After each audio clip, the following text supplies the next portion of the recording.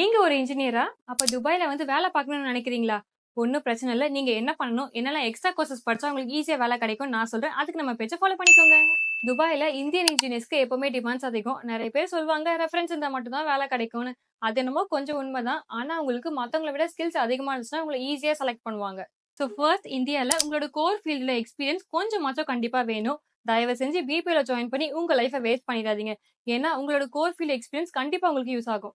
Second skills and certification. ஒரு வருஷத்துல மட்டும் 15 லட்சம் இன்ஜினியர் படிச்சுட்டு வேலை தேடுறாங்க. நீங்க அவங்கள விட பெட்டரா இருக்கணும். அதுக்கு தான் ஸ்கில்ஸ் அண்ட் சர்டிஃபிகேஷன் ரொம்ப முக்கியம். First electrical engineer, PLC, Simmons and Schneider, SCADA, HMI and இஎல்வி, BMS and electrical designers. இந்த கோர்ஸ்லாம் படிச்சீங்கன்னா உங்களுக்கு advantage. Second mechanical engineer. First நீங்க எந்த ஃபீல்ட்ல ஒர்க் பண்ண போறீங்கன்றத சூஸ் பண்ணிக்கோங்க. அதுக்கேற்ற மாதிரி நீங்க கோர்சஸும் படிக்கலாம். Like HVAC, oil and gas, construction, facilities, production. Because உங்களுக்கு ரொம்ப பெரிய ஸ்கோப்